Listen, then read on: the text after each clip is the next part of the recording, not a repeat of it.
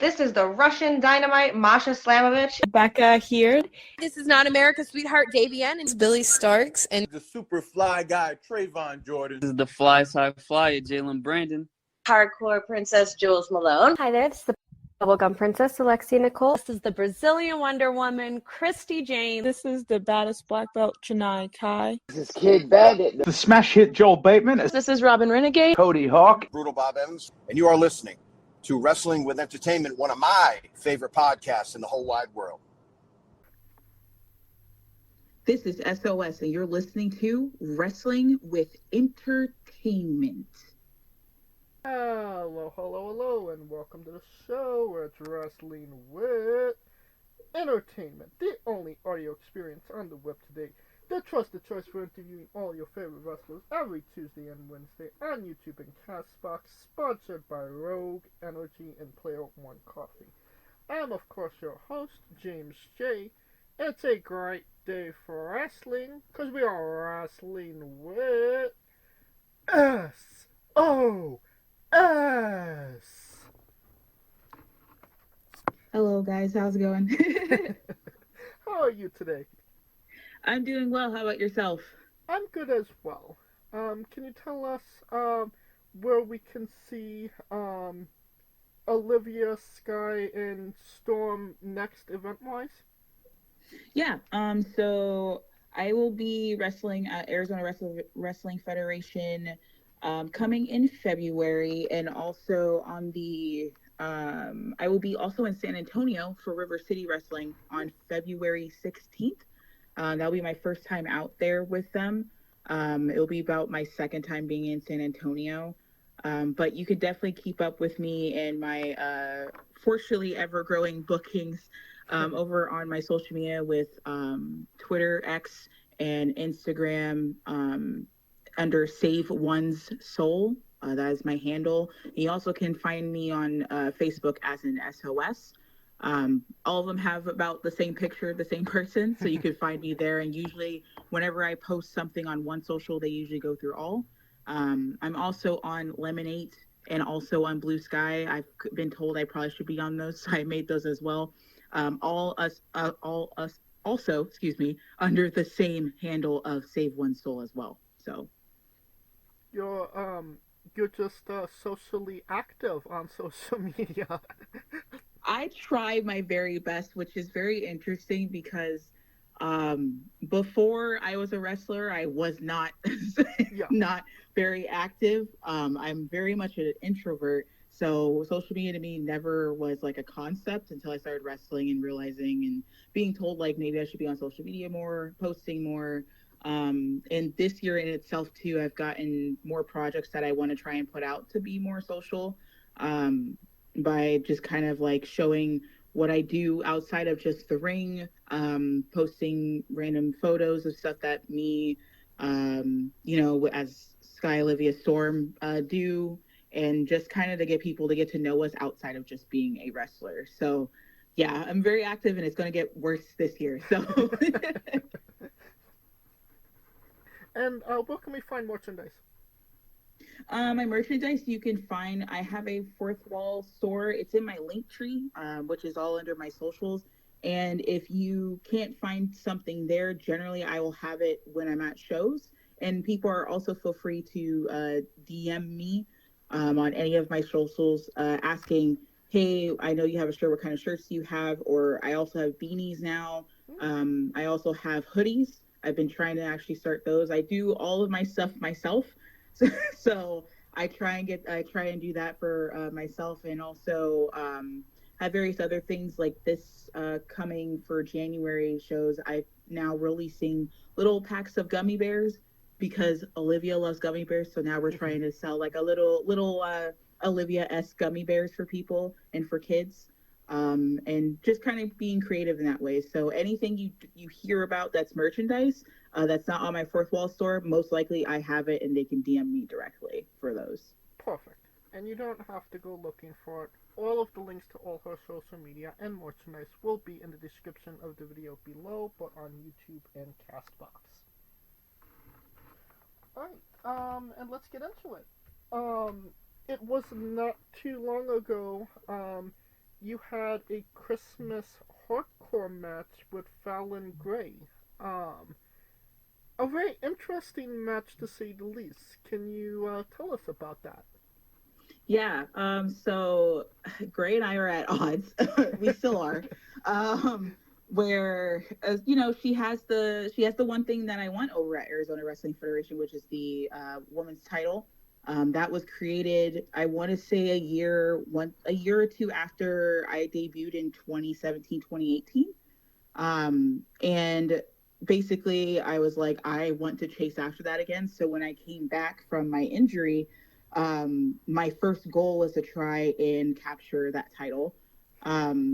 And unfortunately I was unsuccessful, but I basically had a goal for that match that no matter what would happen, win or lose, that Gray knows who she's going to be going up against from now on, regardless if it's for the title or not, because I'm different from other opponents that she's had. So I wanted to go out there and prove that.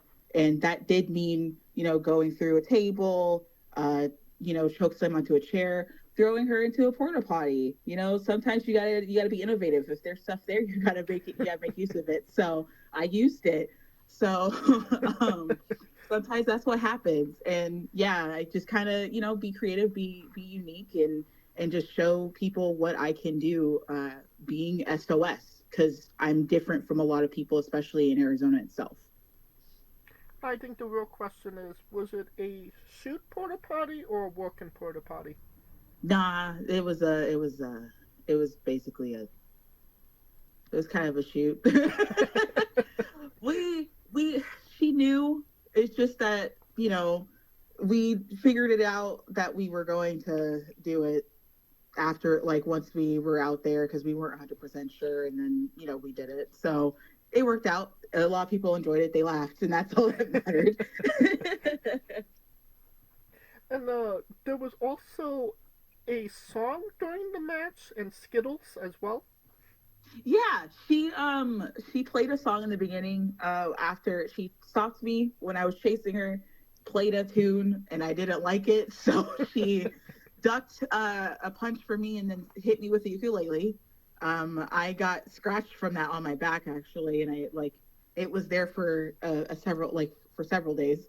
And then the Skittles were supposed to be thumbtacks, but we changed it to being Skittles, and because her boyfriend is Chris Evans, who's a wrestler there as well, and he eats Skittles, and so we played off that they were Skittles and not thumbtacks, and I slammed her into the Skittles instead. So it was a fun, definitely a fun hardcore match that was filled with the Christmas themed, and making it fun for everybody, including us as the wrestlers. And it's definitely, it doesn't seem like that rivalry is going away anytime soon. No, not at all. Yeah, no, not at all. Not until I'm able to achieve getting the gold, pretty much is where we're going to be at. All right. Well, maybe it's a goal. Maybe it was a goal, but maybe not. You did make your debut for Compton Mania last year against a one Lois Green. What was that experience like? Because Compton Mania, a very not your average wrestling company, to say the least. Yeah, it's very unique in its own self, and I was super excited to go work with them, because before I got injured, I was supposed to work with them before, and so coming back, making that full circle of going back with them was very great. And I've known Lois for about, I want to say it's been about 2 years. I've known her for a bit, and being able to work with her was amazing. She's always been sweet, very much a person that that understands like the psychology and wanting to work stuff, and being able to work with her in at Compton Mania was just, it was so much fun. It was very much a fun show, a fun match. Everybody in the locker room was awesome. The crowd was great. It was very unique, as in it was my first time having a someone sing out a song for me to come out to. because they're working with a company that has independent rappers, and that was my first time not only having a rap song for my entrance, but having somebody rap an entrance for me. So I almost didn't know what to do, but I kind of went with the flow and it worked out. But yeah, it was a very unique experience with the company, which they're unique in itself. So it was awesome. Yeah, and I mean, Lois, I believe, is the current WoW Women's Pro Wrestling champion as well. So, Yeah. obviously, big moment. Yeah, I did see that. I thought that was amazing because it was definitely something where it almost like is the proud best friend of seeing someone succeed and getting such a title. So I thought it was amazing, and being able to work with someone like her to where she's got to that moment also made me proud to kind of feel like I'm not at a similar level, but close enough to where if it came down to it, I also could end up achieving the same level that she's at. Hell yeah. And shout out to Deshaun, Showtime, friend of the show as well. You mentioned, your injury. You got injured back in July of 2023, I believe. Can you kind of speak about that injury? Yeah, so I had just gotten back from my Georgia show back here in Phoenix, and I was going to Sonorian Championship Wrestling up in Prescott, and I got put into a championship scramble, and fortunately, I actually remember exactly what happened because for a while I couldn't piece together what happened because I guess I was so traumatized because it's my first actual real injury where I was going to use my finisher of a flatliner, my silent key, and the person that took it, I guess, put all their weight from their chest on my wrist and basically broke my wrist.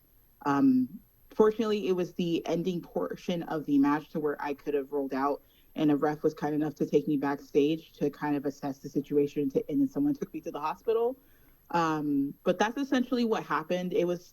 Fortunately, it was something very quick. I noticed and I got out because a lot of us as wrestlers, we try and power through things, and that I could not power through because I knew I couldn't lift anybody with anything with just one arm. So Right. I just kind of took it and rolled out and left. And then someone was nice enough to just give me ice, and then somebody else took me to the hospital that was nearby. They assessed it. Basically wrapped it as best they could to kind of keep things stable. And then the person that took me to the hospital lives in a general vicinity of where I am down in Phoenix and took me home, fortunately. And I kind of just recovered. And then that following Monday, I went to go to a hand doctor to figure out what I needed to do and got surgery relatively quickly within, I believe, the same week because of how my injury was, where basically, not to get too gruesome, but one of my bones was moving and they needed to put the plate on it as soon as possible. So then my healing process wouldn't be where my wrist would have been crooked, was basically their worry. So we got that done pretty quick so it didn't have to do that. And then I wouldn't have a longer recovery because I'm letting it heal naturally on its own. Right. So I believe you were out for around 6 months. What perspective did you have on your pro wrestling career at that time? I believe you were maybe 6 years in at the time? Yeah, I was about 6 years in. I was kind of like, wow, I was like, wow, it's my first injury and I've been doing this for 6 years. So I kind of gave myself a pat on my back because I'm like, I've been safe this entire time until now. Sometimes some people do crazy things and they get hurt the first year. And I felt very fortunate that it was my 6th.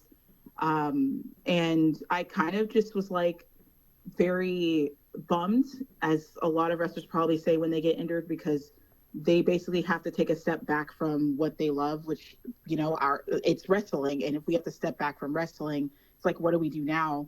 And I kind of was like, is this like the one and done? Am I done? And of course I wasn't. I've had a couple people who talked to me through it because they knew like it was going to be pretty much like a battle, where it's a back and forth of, do I want to go and back to wrestling? Do I not want to go to wrestling? And my one anchor, I would say that she is Gypsy Mac, which sadly enough, she got injured when I came back. I came back relatively almost early, because I was cleared in November, and late October is when she got injured. So it was very unfortunate that in the timing that happened, that she got injured. So then I ended up trying to like keep tabs on her like she did for me. And she's the one that was kind of very much like, hey, don't give up. Like, I understand like what's going on. Like, just take your time. I'll check in every so often. And she did. She very much checked in every so often. I had quite a few that did because they felt so bad. And like, I don't have a lot of friends that aren't wrestlers. So they tried their best not to talk wrestling, but we were still talking wrestling. To kind of like keep me still in it. But you know, it was definitely a struggle, but I managed to come back and come back stronger than I was before, which has been very very nice and very fortunate. Oh yeah. Kind of sounds like Gypsy saw you were coming back and was like, yeah, I think I'm good. It's time to get injured. You know, I don't know, but I would feel the way she got hurt, I would have felt really bad if that's the case, you know. But it was good though at the same time because like if people have followed my journey and her journey, we've have crossed paths for 1 year straight, a lot. So that year we were consistent for a few more months, and then we took a break, and then I got hurt, then she got hurt. And we didn't really come full circle until later this year. So it was kind of maybe a deserved break from having to fight each other all the time. So maybe that's also like a silver lining in the whole situation. So Well, let's talk about a one-time only match that you had. You teamed with Angel Blue to take on Anarchid S and Hilda. For anybody that doesn't know, Angel Blue, obviously a very well-known and respected name. So what was that experience like, teaming with her?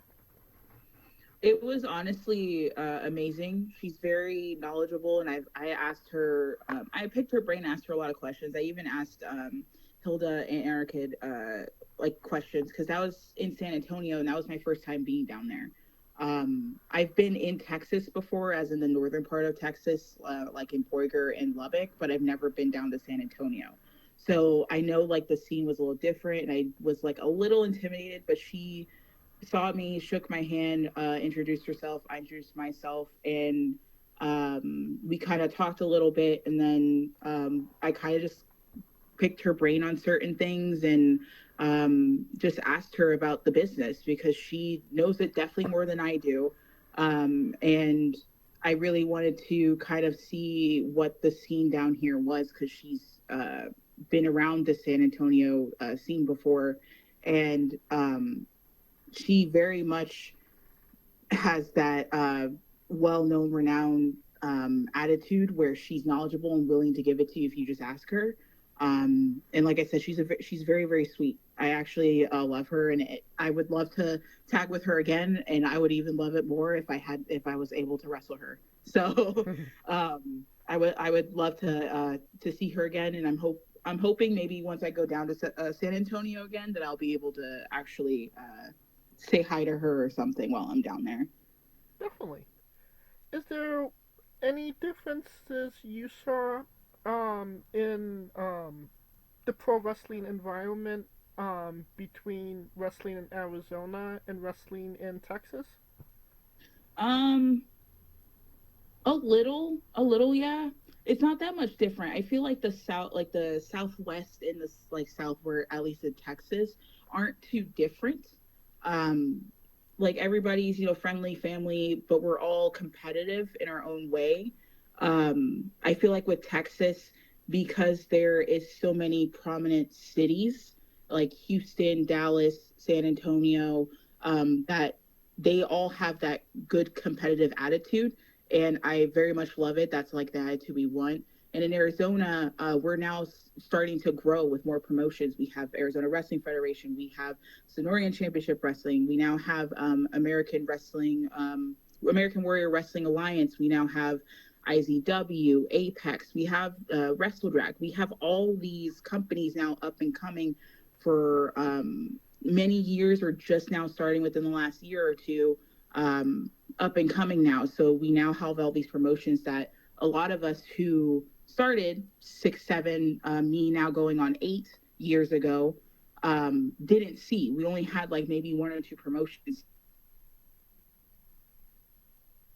I didn't know that Arizona wrestling was popping off so much in the last year or two.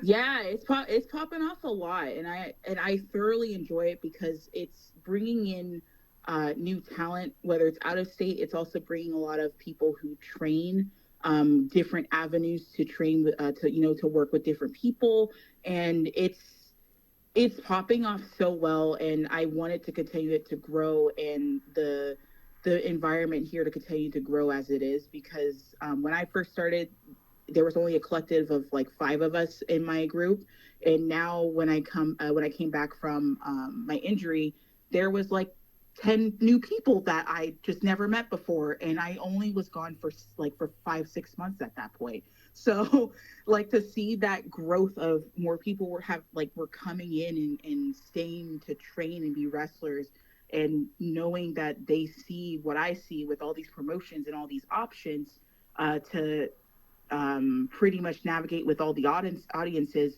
has been amazing. It's been fruitful, and seeing that comparison to even with Texas and like with Cali, like we are booming to almost be to that level. And I'm actually really excited to whatever else Arizona provides as far as wrestling goes. All right. Now, can you tell us about your relationship with Christy Rivas? Oh, Chrissy Rivas? Rivas, thank you. Yeah, yeah, I can. So she is one of the trainees at Arizona Wrestling Federation Academy. So when I was actively still doing some training the first part of the year before I got injured in 23, she had just started, introduced myself. I kind of trained her a little bit with the fundamentals, and then I was getting more and more active with booking. So I was only there from being there twice a week to being there once a week. And then I got injured. So then I was completely gone until mid-December of 23, when I was coming back to train and shake all the rust off and everything. And since I came back, she's been one of the people in the training class that I've been doing my best to help navigate and shape to be a wrestler, because she wants to be. And here in Arizona, there's not a lot of Arizona-based women's wrestlers. Right. There's only very few of us here. And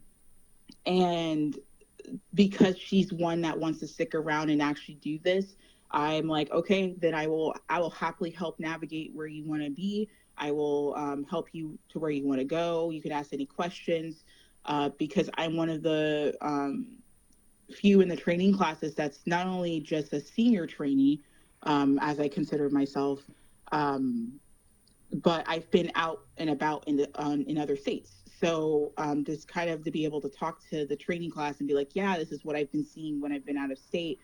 This is what I'm seeing is how the industry is going.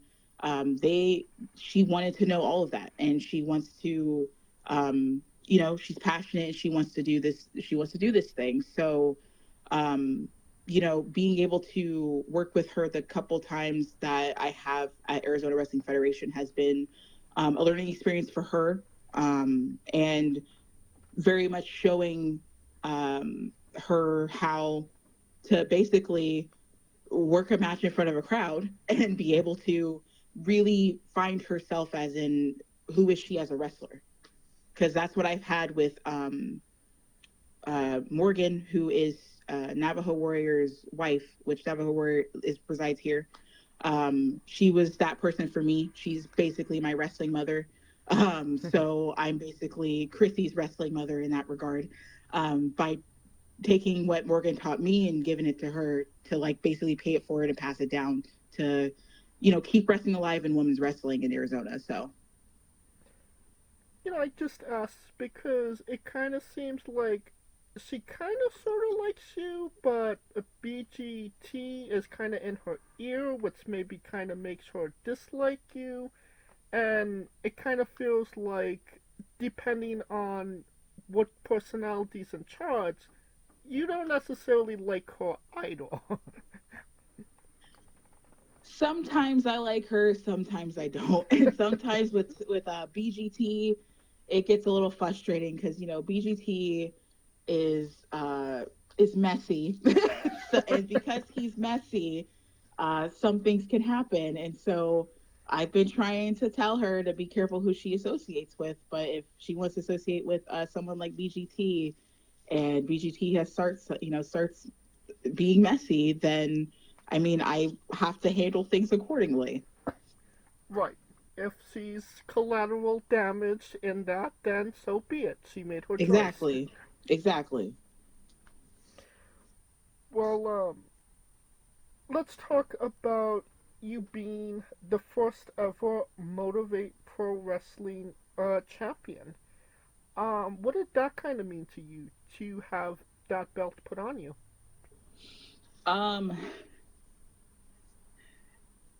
It felt really like a really great moment, because it's like it was my second title of winning, because my first one was the Valkyrie for Renegade Championship Wrestling.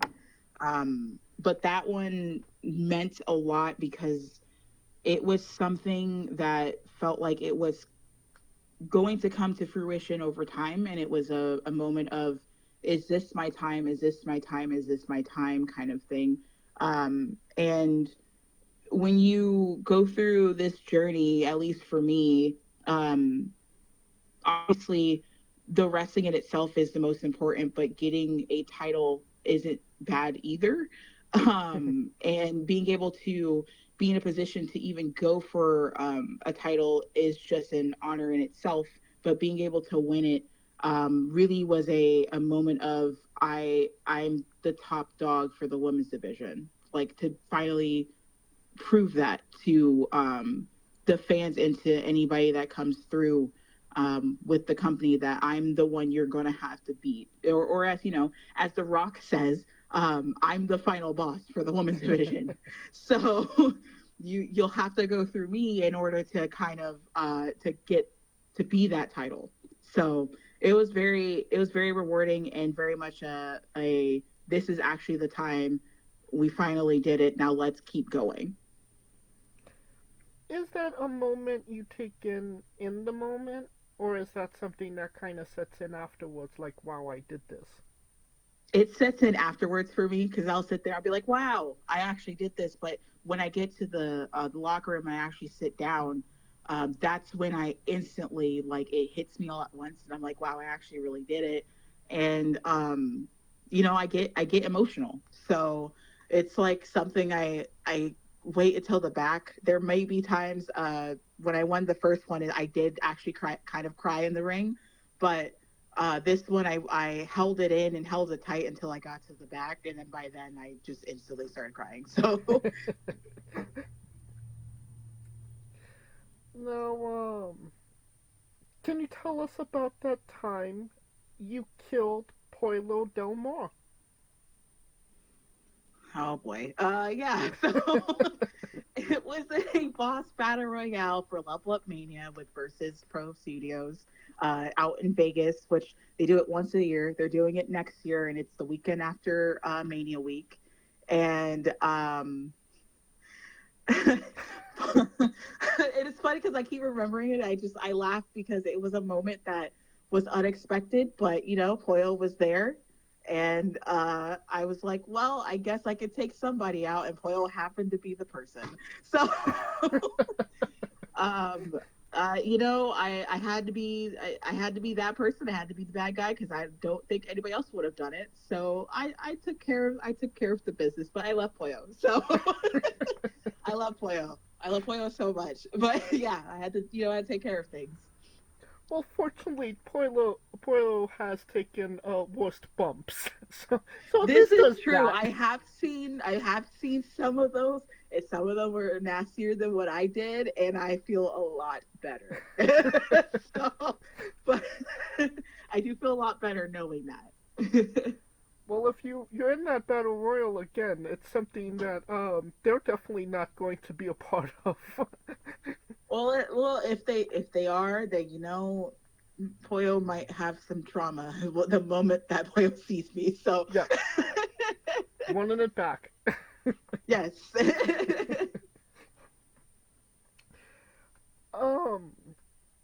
Now one thing I did find interesting is the mask that you bring to the ring. The more electronic, futuristic Predator type mask. Can you tell us about that? Yeah. So basically, the mask is the reason that Sky Olivia Storm is the way that she is, of being split. And with the mask being glitched, we're attached to it. So I like to bring the mask with me whenever I can. If I'm out of state, it's usually 50-50, because if I can fit it in my car, or I can take it out all at once, cool. But if not, I usually leave it in the car, or I leave it at home. But we try and bring that mask with us whenever we can. And it's basically the connection with us and being, being part of being a wrestler, is like, it's our attachment to ourselves into wrestling. Without it, like, we wouldn't be around. And we're very much into the futuristic ideals and things to that nature. So everything that we kind of carried, everything that we wear, including the mask, is usually very futuristic-esque to some degree. And I try to adhere to that kind of cyber tech wear culture. Who made the mask? I did. Okay. Yeah, I actually made the mask. There's actually a new one that was supposed to be debuting within the AWF banner, where there's probably going to be pictures out coming soon. Where it's a new one where it's very much more designed and very more custom looking, with designs on the sides and everything. That's really cool. And I mean, the one that you currently have, I would definitely say that it was expertly done as well. Thank you. That being said, since it does play into your gimmick, talking to indie wrestlers, quite regularly, it could be damn near impossible to come up with one gimmick, one personality, and you have 3 gimmicks, 3 personalities. So how was that challenging for you to come up with 3 obviously very different personalities? Yes. So to give the backstory, the point of the gimmick in itself started from my trainer. My trainer gave me the idea, and he said that out of anybody out of the class, I might be the one to actually figure it out. And he gave me the recommendation of watching the movie Split. At that time, I've heard of it. I never watched it at that time until I watched it. And then I watched it like 10 more times because I thought it was actually really good. And I really liked what they were showcasing for that. And that's where Sky Olivia Storm came through. We came up with the name because he really said, well, we got to do something like that's really cool with the name. Like, he first said like Sky Olivia, and then the S could be last name. And I was like, no, I don't want a last name. Like, we can make it unique in itself of having 3 actual names. And I had the task of figuring out the names. And in doing so, Storm came through, and I said Storm would work because Storm is the one that's more aggressive. She's more attentive with her words. She's usually the one, which I haven't done in a long time. It probably has been 2 years. If you look far back, where there has been some promos that I've done where my eyes are white. That is Storm. Storm's very much the opposite, like very the animal, I guess I would say, quote unquote, of the 3, where she's very aggressive. She doesn't care who she hits. Even if you're her tag partner, she will still clock you. If you're the ref, she will still clock you. If you're the announcer and you're in the way, you're going to get clocked. Like, she doesn't care, but she's very attentive with her words. She sounds calm and collected because she's literally the calm. But then when she's in the ring, that's literally the Storm part of it. And just like coming up with those personalities at the same time with him and throwing it back and forth. And we've had many challenges, especially with how to navigate it in the ring, because in order to make this relatable in the sense of not being offensive, and then also making it make sense to tell the crowd, hey, she has multiple personalities. She's not normal. We had to figure out a way to do it without being offensive and also not being too over the top. And so in time of my, like, after year 3, year 4 is when I kind of like started doing random things in the ring that people were like, oh, she's not normal. She's talking to herself. That's a little weird. And naming the person, Olivia, what are you doing? Storm, why aren't you helping? And like turning around and getting hit or something like that. And like really solidifying to the crowd that I'm not just 1, I'm 3, and it's we, not I. And really showing that. And then when I have it in promos, it's easy. It's just the wrestling aspect is how I figure that out. And that was the main challenge.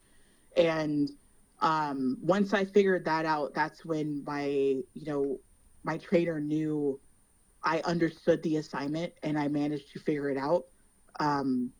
Because a lot of people, and I tell my trainees all the time when they ask me about my gimmick as well, I'm like, not a lot of people can do this, because it's difficult to try and navigate it without doing too much. And I don't want to do too much, and I don't want to do too little. I have to find that balance, and I've been like working in it through years of figuring out the balance. And I feel like so far I figured it out, with people realizing what's going on. And even sometimes some fans will walk up to me and be like, are you Sky or are you Olivia? Like, which one are you today? And I'm like, which one do you think? Like, or if I act all excited, they know it's Olivia. But if I act like kind of like very relaxed, it's usually Sky that's like there. That's when they a lot of the fans that see me reoccurring are picking that up, and that's what I want. So yeah, that's how the gimmick really started, and that's what the challenges really were. It's still a challenge in itself because it's like a constant thing. I feel like I have to alter and update and things like that, which is why a lot of my promos have gotten different versions of effects and editing, because to me, I'm like, I can do a little bit of this and a little bit of that, and that actually will work. And when you go through social media as active as I am, you're picking up editing tips left and right. And so that's how I'm able to start formulating more of what I'm doing. So, yeah. Definitely seems like your trainer picked up that you could definitely do this gimmick. Yeah, it's a shock that he like knew that I could, and I was just like, oh, that's a difficult gimmick. I don't know if I'm gonna be able to do that. And the thing is like I didn't know what else I would do other than just be my natural self. But I'm an introvert that's not really a talkative person, so it would have been a real interesting just doing that for the ring. So I like what he gave me, and I'm very appreciative of him, and he knows. I tell him constantly that I thank him for the gimmick, because Without it, I don't know what I would be doing. Number one, and number two, it's actually a lot of fun to do because I get to be the one that's stupid, because I'm talking to myself. So a lot of people laugh when I do that, and I get the crowd into it, which is by acting this way. And to me, when I'm doing the silly things, I'm internally laughing. The inner child in me is laughing, because if I was watching this as a kid, I would laugh at S.o.s myself. So it kind of works in its own way. And so I'm very glad that he gave me such a gimmick like this. So Now, you said, when it comes to bringing your mask along with you, it could be 50-50. Sometimes you remember, sometimes you don't. Is it also 50-50 bringing along Hugs the bear? I don't bring Hugs anymore.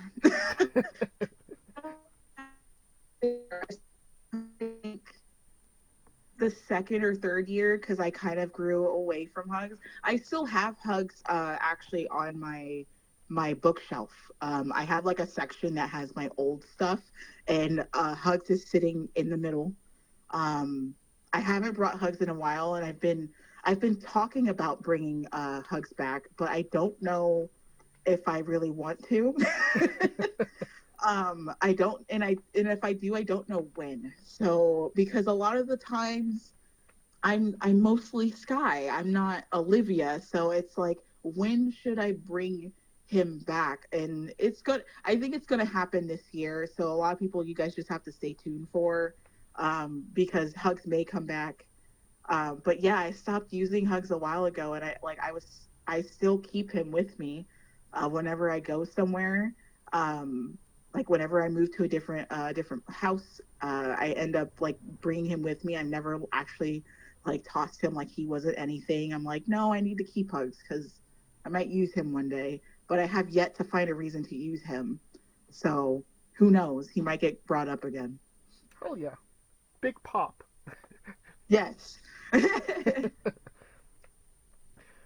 Well, we've been talking about, everything that you've done, your amazing career so far.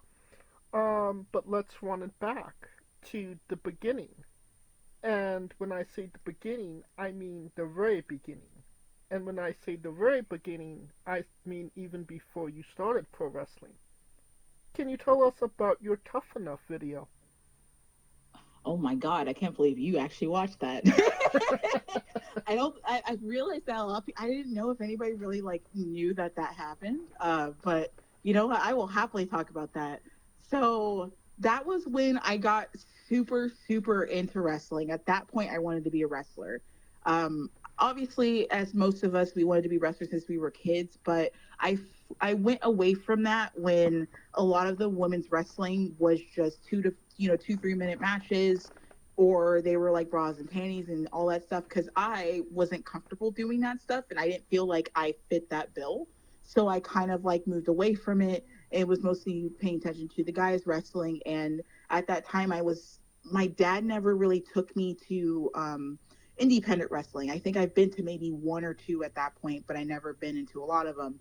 And that's when NXT came through, and the Four Horsewomen, and then that's when Becky, Charlotte, and Sasha went up, and the Divas Revolution started. And I was like, oh, I actually want to do that stuff. That actually looks kind of cool. I want to do that. They're doing more longer matches, and they look cool. They actually look like me. I want to do that. And my stepdad, who also is who was an avid wrestler, wrestling fan. He loves the Miz. He doesn't like anybody else on the mic. He said Miz is the best, and like it was a whole debate with me and him over the Miz. But he was an avid wrestling fan, and he and I were watching one of the shows, and they showed that they're doing Tough Enough, and to like send your videos in and things like that. And I was like, hey, can you like record me doing one? I'll do face makeup and like I'll be cool and stuff, and we'll see what happens. Like I was like, I'm gonna do, shoot my shot and see what happens, and if it doesn't, that's cool. If it does, that's even better. That's gonna be terrifying, but we'll go with it. And he actually recorded it, and I posted it. I sent it, and of course, obviously I didn't get it, but I was like, I'll do this and send it to the universe. And if it happens, cool. If not, I will find my own way into the business, which happened to end up being coming down here to Arizona and starting at the wrestling academy. Right, and I believe that was maybe like 2-3 years before you started training. Yeah, I want to say at least two, because came down to Arizona in August, September of 16, and I didn't start until I believe 2017. Okay. So, I believe your name was Ariel in that? Oh yeah, Arrow. Yeah, I was gonna name myself Arrow. Yeah, that was gonna be my name. Who knows? Oh man. Maybe it will be the fourth personality of S.o.s. Maybe. I don't know. You never know. It could change. Everything could change in 1 second. I'll just end up being that one. And everybody who remembers the Tough Enough video remember that girl. Be like, oh my God, it's her. She finally made it. Yeah, she finally made it. Well, clearly, a crazy event, maybe some may call bizarre. So let's go into S.o.s.'s bizarre adventure. You're a pro wrestler that goes up and down the roads, and weird, crazy, and bizarre things are bound to happen. Can you tell us a road story that fits that description? Yes, and I talk about this all the time. And Gypsy, so I'm in the car with Gypsy Mac, Dante King, and JKM, and they all can vouch for this, all that happened. Okay. Because it was the weirdest encounter. It's one of the weirdest that I've had so far, which is very, very fortunate that I haven't been anything around anything weird. But this one was weird. So we were in the back of like a Walmart because JKM, Dante, and Gypsy, like they would get dressed up to be all like in a dress shirt and a like dress pants, look professional when they go to the promotion we're going to. And this actually was going up to Motivate. And I'm like, I got out of the car to let Gypsy get out there, and there's this car that passes by and then tries a U-turn and then goes off, and he like was slowly slowed down a little bit, did a U-turn and left. And I was just like, huh, that's weird. And then 30 seconds later, this guy comes back, and he like comes back and he stops near us, and Dante's like, well, what do you want? Like, what do you want, dude? And he might have been looking for somebody for something. I'm not entirely sure. I didn't ask. None of us asked. But we were kind of like, dude, what are you doing? And the guy and Dante kind of like were chatting a bit, and Dante's like, well, we're just here for a second. We're getting dressed because we're going to an event that's down the street. And the guy like seemed to get like a little aggressive, and I'm just like standing there like, do we have to fight somebody? Is this going to be my fight road story? And fortunately, he chilled out and then he left. And at that point, we all were like weirded out. At that point, Gypsy was done, and we were all like, all right, let's just get out of here. And we all just like left.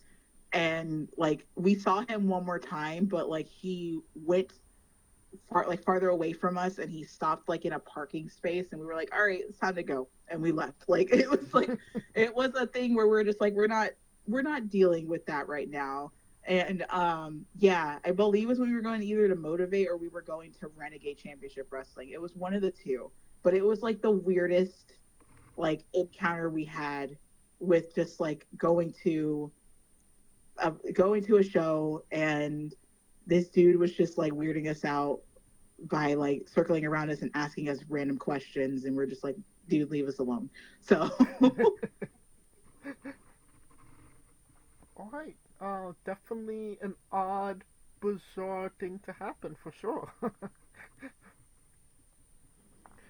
All right, can you tell us about your love of the Japanese culture? yes. I got it from my dad. My dad is very much into a lot of the Asian cultures, and he has been since I've always been alive. And I had always been super interested since I was a kid as well. And I would deep dive into the history and the culture and how, like, why, like, what's the reason for that, the Japanese bow and things like that. And like getting the understanding of that stuff, their culture and like even the fashion with the culture. And I just kind of fell in love with it. And at that time, it was like the Japanese culture, the Korean culture, and the Chinese culture I was super into in middle school and high school, to the point that I got enrolled into a like an accelerated high school in ninth grade, and I was fortunate to learn like Chinese for like a year. And so I got to learn Chinese, learn about the culture in itself within that class and things like that. And then I went back to a normal school because I am very smart, but I'm not that smart. I managed to pass, but I was like struggling passing. So my parents were like, "Oh, maybe we should put you in a normal public school," and they did. But at that point, I was like in their like honors classes, and so, like I was in 10th grade taking an 11th grade science course, like that, for example. Like my schedule was all messy because I went to the accelerated school. But I ended up learning French because that school didn't have anything other than French, Spanish, and Latin. And while I was learning French, I was on the side learning the rest of Chinese that I could, and also learning a little bit of Japanese with my dad. Desu? Huh? Nihongo desu? A little. I know I'm really rusty now because I don't ever use it, but I'll read something and I'm like, oh, I know what that means. And then I have to go like double check myself because I haven't been like actively into it anymore. But yeah, like ever since I was a kid, I was into Japanese culture and Asian cultures, and so I kind of incorporated it into my wrestling, in my gear, in a lot of my other aspects with wrestling. And like my one of my goals is to wrestle in Japan. So yeah, that like a lot of the Japanese culture is heavy influence from my dad, and I just take it within my gear because I'm like, why not? Like, why not use something that I carry with me all the time and I wear all the time, with something that I love, which is cyber tech and Japanese culture. Oh yeah. And it's impressive, a little bit of Mandarin, a little Japanese, a little bit of French. Yes. And the Skyrim language as well, no? Yes, I do. That was when I was super heavy into Skyrim. That I was like, I'm gonna look up the language and learn like the words, because like somebody made a whole like document dictionary for it, and I was like, oh, I want to learn. So yeah, I got to learning and learned a little of that. Is it going to ever be useful? Probably not, but Probably not. It's good to learn if I go to like a convention and something Skyrim related is there that I could read. So Was it spoken or just reading? Reading. Okay. Well, I mean, I'm assuming Skyrim is one of your favorites? Yes, that is definitely one of my long time, probably forever favorites. I'm a gamer that is into a lot of things, but Skyrim is my all-time favorite, with being a role-playing game, and being as close to what could be like like Dungeons and Dragons, which I know Baldur's Gate is very close to that with the roles and everything, but Skyrim at that time was the one thing that I could be like, oh, it's open world, I can do whatever I want. I can just take this person's sweet roll, or I could take this bow and just like go hunting and really like build a story with my own like character I create. And that's kind of like what I did. And I just kind of, I very much enjoy Skyrim. I still do to this day. Like if someone's like, hey, here's like if somebody told me here's Elder Scrolls, the next one, I'd be like, okay, yeah, I'm into it. And I know they said that it's coming. It's just that it's taking a while, and I'm like, but when? It's been years. It's like like GTA, where it's making its money. Its money's worth still to this day. It's just like all like when. I seen somebody online said, okay, so CM Punk retired, CM Punk came back, CM Punk got fired, and then CM Punk came back to WWE, and we still haven't gotten a new Grand Theft Auto game. Nope. A lot of things happened before Grand Theft Auto 6. Yep, that is very accurate. But no, when you mentioned, Japanese culture and, your love of electronics, my head kind of went to Cyberpunk 2077. Yes, I absolutely love that game. Okay. It's like it's contending with Skyrim. It very much contends with Skyrim, and it's one of those games that when I'm playing Cyberpunk 2077, the world is gone. Like I'm in Cyberpunk. Yes. I'm just not here. There was one time I was talking to a friend, and I talked to them, played the game, and like 4 or 5 hours later, I realized I'd never responded to them because I was playing the game. So it's like one of those games. It's like with me in Skyrim, I fell in love with it. It was one that I know a lot of people didn't like it in the very beginning, and I was one that was frustrated with it, but I still bought it. And I had hopes that they would be able to fix it, that they would be able to add more and things like that, and they have been, and it's been an amazing game since. Okay. And it's one of those that I tell people, I'm like, I wish they just kind of said, hey, we're delaying it by X amount of months instead of being like, oh, we're going to push it by a month. Like, no, you guys could have done it 6 months, and we, like, as much as we all would have complained, like seeing what it is now would have actually been what should have been day one, instead of the mess that happened where they had a pretty much a failed launch, which like broke my heart because it was supposed to be so good and it just kind of messed up. So I was like, no, now they're good. Now they're my favorite, and it's up there with Skyrim now. So well, luckily for me, I waited a year to get it because people were saying, do not buy it on Xbox and Xbox One and PlayStation 4. So I 1 year later I got the Xbox X. I think that's what it's called. I just call it Xbox Charlotte because that's the code name that it was. But I got that Xbox and Cyberpunk was on sale, and I was like, well, obviously this could hold this game because it's new, and it's been out for a year, and I installed it, and I mean the rest was kind of history. It definitely took the #1 spot early on in my game playing.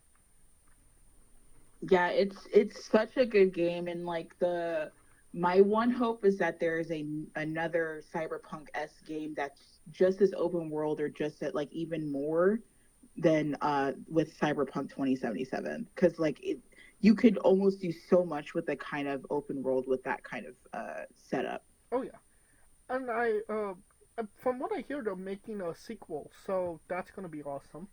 Yes, I'm super excited. I'm super excited for that to come out because the moment it does, I'm done. I know I'm going to be done just as much as Skyrim. Like I'm going to be the moment they bring out new games, I'm like, oh, all right, I have no other life. It's just work, wrestling, and that game. Like pretty much. A sign on your door: "Do not disturb" until I open it. Exactly. Well, going from digital games to tabletop. Can you tell us about your love of D&D? Yes.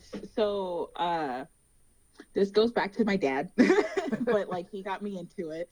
Um, and I just kind of grew with it since I was a kid. I was a player first, and then I think once I was about 18, 19, when I went off to college, I finally was just like, all right, I'm going to be a dungeon master now. I'm probably going to be terrible, but I'll start. And I've been basically both since. I had a campaign for a little bit last year. And when I was injured, I did a campaign with some of my online friends. And it was really good. It was a custom one. Like I built the world and made it all myself. That's awesome. And now I'm just not really doing anything. I know a couple of my trainees want to do one. We just got to figure out time, date, place, because I'm like, already told them like my weekends are full. I'm a wrestler. I'm booked. I'm very booked and busy, booked, blessed, and busy. So if y'all need me for the weekend, it's not happening. It needs to happen during the week, and we could do it when we're training. So we're trying to figure all that out and who all wants to join. And I've told them like I'm very beginner friendly. So that will probably end up happening. Who knows, I might end up putting it out on social media of seeing what other wrestlers want to and making a little wrestlers Dungeons and Dragons group. And like figuring that stuff out. Cause I want to try and do something similar to like how Critical Role and stuff are, where it's like, recorded and we're all just kind of there really just like enjoying the game and causing chaos and insanity. So Well, you said that you're not currently in any campaign, but are you like writing out a story? Because I know the dungeon master is usually always, writing new concepts, new stories, new environments for the group to play. yeah, every so often I do, because I'll get an idea all of a sudden. I'm like, you know what, that's a very great idea. I'm going to write it down.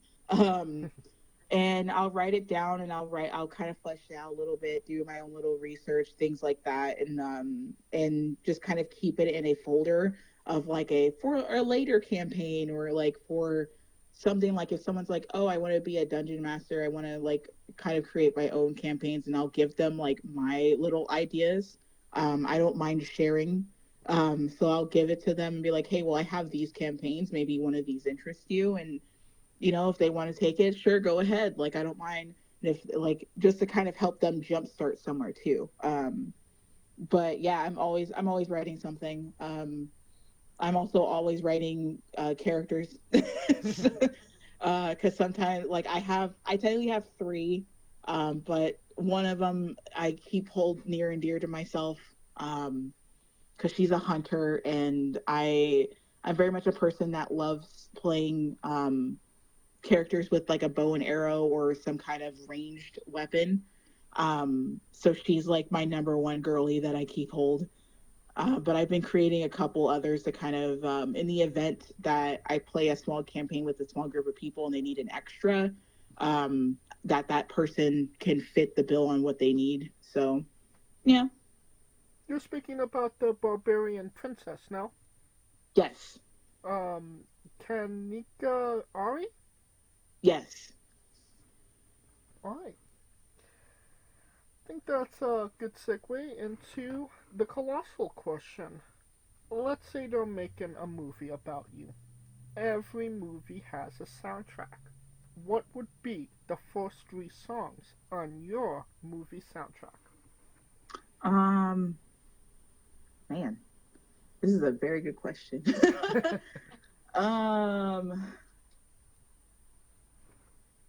Vampires by the Midnight. Okay. Because I very much love the Midnight, and that's like my number one song from them. I actually have 2 from them that would be my top 3. It's that one, and then Neon Medusa from the Midnight. That one I just like got into last month, and it's now one of my songs I have to play at least once a day until that like want to play it all the time is over. But it's like one of my favorite songs now, so I don't know if I'll ever get over it. And then my third one probably, man, I have to think about it because there's so many songs that I enjoy that like describe me. And like there's just so many that I've been into that I'm like, oh yeah, that actually is me as a person. If me as a person was a song.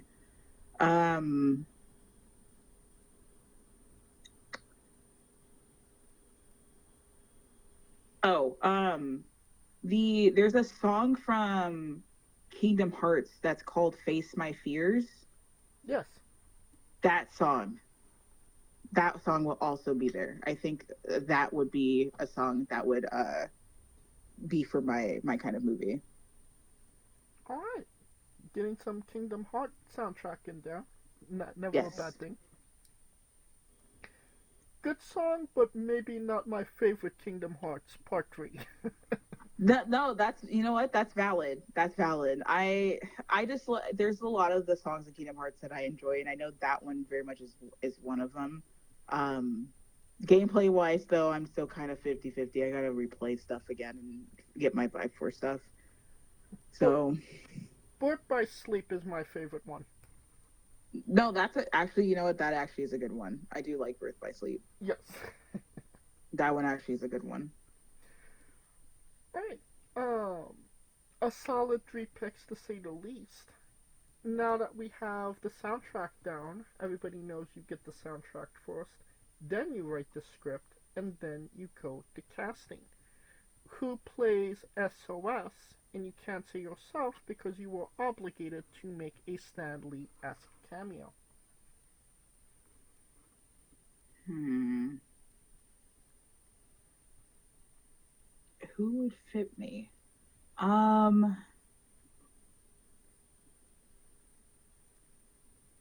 If I could pick somebody that technically she was a wrestler, but she also did acting in Glow, it would be what she's known as Amazing Kong or Awesome Kong. I would use her. Yeah. I would use her Okay. to be me. If not her, I would probably say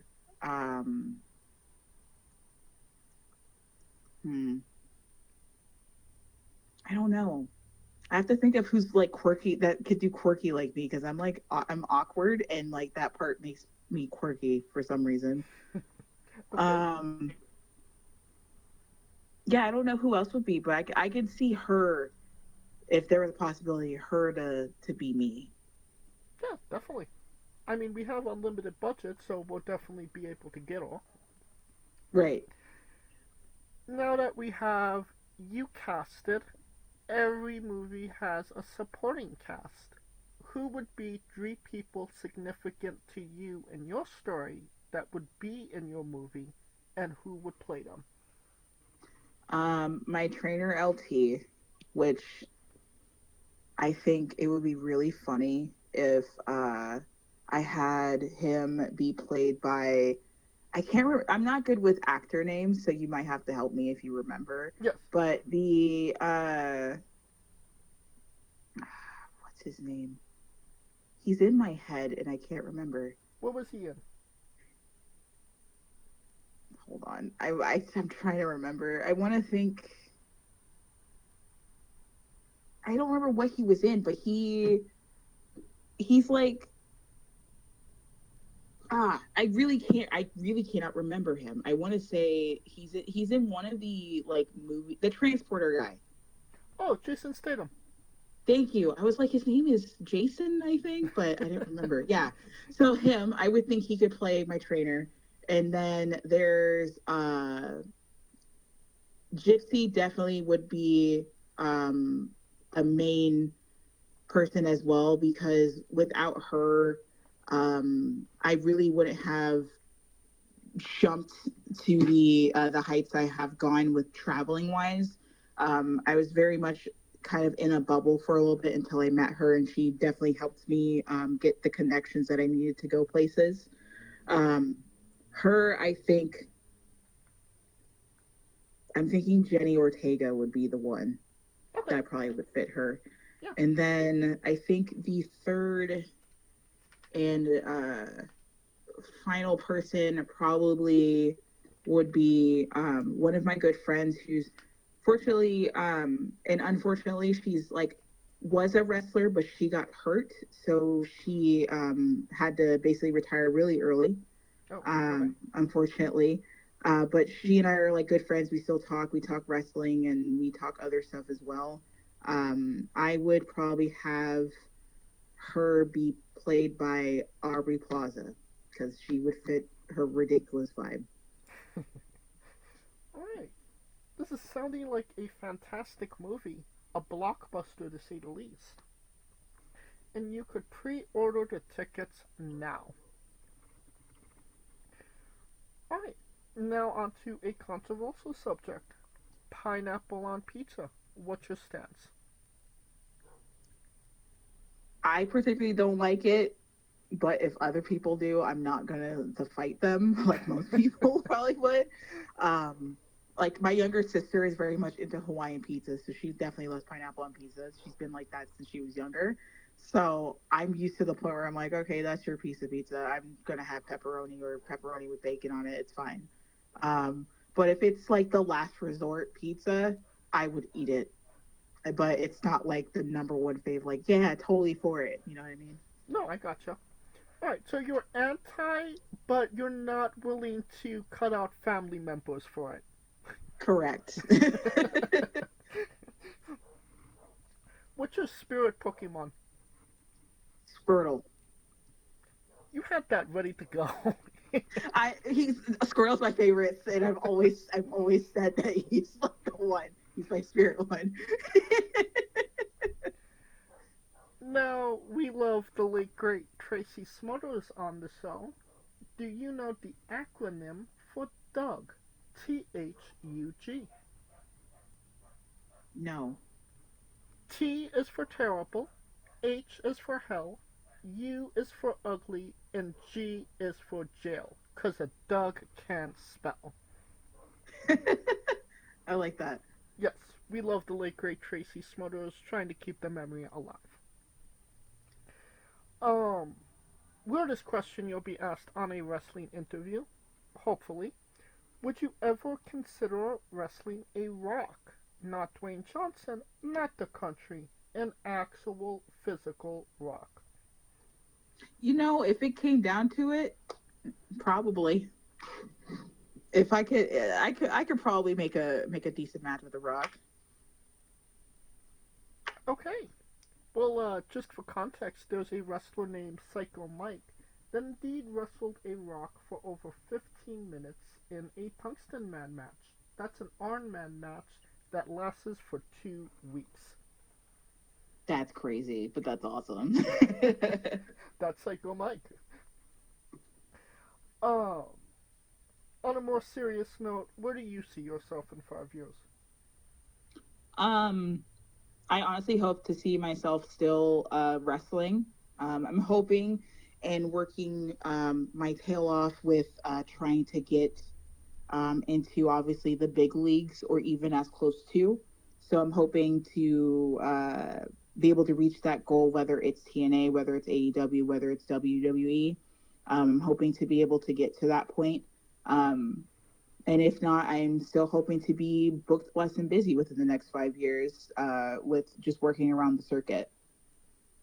Hell yeah. And what is a match people should go out of their way to see that best shows off you as a pro wrestler? I would say the one match that a lot of people should see, there's two, but the number one I really would say is, and I bring this up all the time, and I know I bring her up all the time, but there's a reason.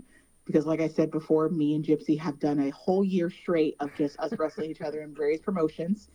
But her versus me in a last woman standing match at Cincinnati Championship Wrestling very much showcases a lot of that, I would say. And another one would probably be me versus Zeta Zhang at Sonoran. It happened the year, I want to say it happened the same year, but months prior. I believe it was in the March of the same year that we did the last woman standing. And I believe that was 2022, I want to say. So I definitely would say those two. Definitely showcase those. Obviously, those are from a couple years ago, but I would say if anybody wanted to see who S.o.s is, especially as a as a powerhouse in a match as both of those would be what I would recommend. Can we find these matches on YouTube? Yes. Perfect. I will find them on YouTube, and I will put a link to them in the description of the video below, both on YouTube and Castbox for anybody that hasn't seen them, wants to see them, wants to re-see them after this interview. And since we are nearing the conclusion of this interview, we are wrestling with the 8 questions of doom. This is our speed round, or bonus round, the round where we see who you really are. Are you ready? Yes. Excluding yourself, greatest wrestler of all time. Jazz. Worst wrestler. Kelly. I will accept that answer. You're main eventing WrestleMania for the World Championship. Who is your opponent? Bailey. If you could come out to anyone's entrance music, past or present, who would it be? Bailey's. Her current one. Current one. Okay. Yes. Finish the sentence. Kayfabe is... Real, damn it. We would have also accepted tastes great on toast. Squash. Vegetable or fruit? This is a trick question. Half of me wants to say fruit. Is that Olivia or Sky telling you? That is Olivia saying it.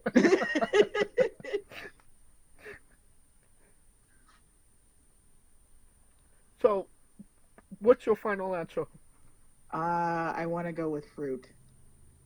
And you are indeed correct. It is a fruit. It has seeds. Tomato logic. That's what I thought. I was like, they have seeds, right? Yes, they do. New Japan wrestler Taichi. His ring gear gets smaller every year, revealing more of himself to the world. My question, what is the appropriate trunks to butt cheek ratio for ring gear? Man, I don't even know. Because I have a lot of cake, so like it's very good. It's very that's a valid question. I don't know. Like enough to where there's a good enough cake that's exposed, but not too much. If there's way too much, you might as well. That's borderline being almost sumo wrestler level.